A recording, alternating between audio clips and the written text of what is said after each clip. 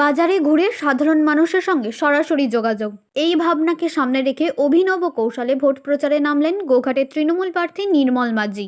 বৃহস্পতিবার তিনি গোঘাটের ভিগদাস বাজারে গিয়ে শশা, শাক, ডাঁটা, উচ্ছে, পেঁয়াজ, আদা সহ নানা ধরনের সবজি ও ফল নিজেই কেনাকাটা করেন। এই সময় তিনি শুধু কেনাকাটাতেই সীমাবদ্ধ থাকেননি, বরং বাজারে উপস্থিত ক্রেতা ও বিক্রেতাদের সঙ্গে কথা বলেন, তাদের সুবিধা অসুবিধার খোঁজ খবর নেন।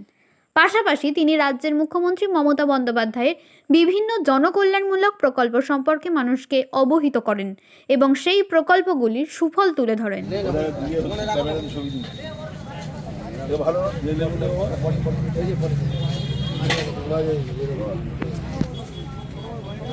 আমি বরাবরই নিজের বাজার নিজে করি, কাউকে দিয়ে খাটাই না। নিজে সকালে হাঁটলাম, প্রাতঃভ্রমণে বেরিয়ে যাদের সঙ্গে দেখা হলো তাদের সঙ্গে শুভেচ্ছা বিনিময় করলাম, আর দিদির কর্মসূচিগুলো বললাম। 96টা প্রকল্প, জন্ম থেকে মৃত্যু, মৃত্যুর পরে সমব্যাধি। জন্মের সময় জননী সুরক্ষা যোজনার কাঁচা টাকা বাচ্চা মায়ের জন্য, পথ্য ওষুধ, আবার মৃত্যুর পরেও শ্মশানের চুল্লিতে কবরের দাফানে সেখানেও 2000 টাকা দিচ্ছে আমাদের মমতাময়ী বাংলার মামাটি মানুষের সরকার। ত্রিকালদর্শী মুখ্যমন্ত্রী, ভারতবর্ষের সেরা 3বারের মহিলা মুখ্যমন্ত্রী, এবার 4র্থবার সেরা মুখ্যমন্ত্রী হতে যাচ্ছেন বাংলার 10 কোটি মানুষের গণদেবতার প্রত্যক্ষ নির্বাচনে।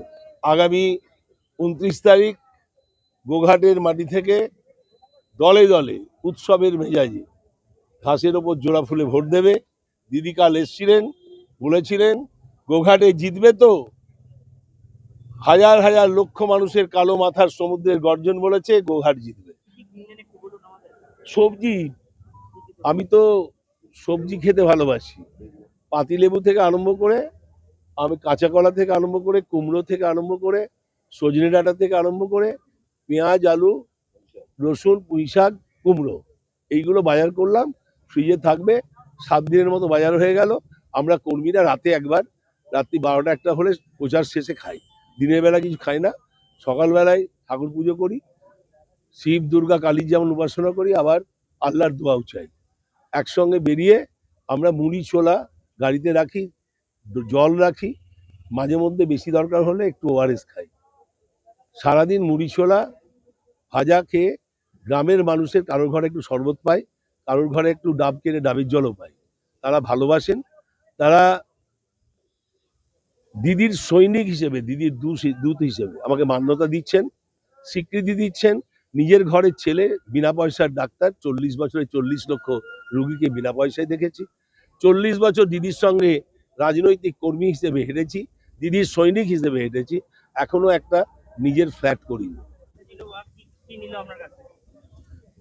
আসছিল নির্মল মাঝি, আমার কাছে বেগুন নিয়েছে, আরও অন্য দোকান থেকে সবজি আরে নিয়েছে, নিয়ে সে গেল, কিনলো। সবজি খুব ভালোবাসেন উনি। আপনার কাছে কি কি নিলেন? আমার কাছে বেগুন নিয়েছে, আর কিছু নেই। কি নাম আপনার দাদা? আমার নাম সীমন্ত মিত্র।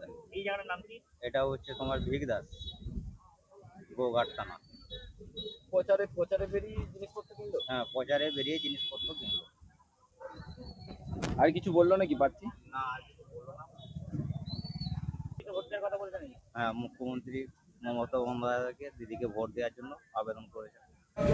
কে ছিল? প্রার্থী নির্মল মাঝি। কি কি নিলেন আপনার কাছে? তরমুজ নিয়েছে, কাঁচকলা নিয়েছে। আর কি বললেন? বললেন দেখবেন, দিদি হাত শক্ত করবেন। কি নাম আপনার? আমার নাম সুজাতা মালিক। আপনি আরো কত করবে? দিদি কাজ করেছে? হ্যাঁ, কত কাজ করেছে আপনাদের এখানে? করেছে, লক্ষ্মী ভান্ডার দিচ্ছে, ঘর দিয়েছে।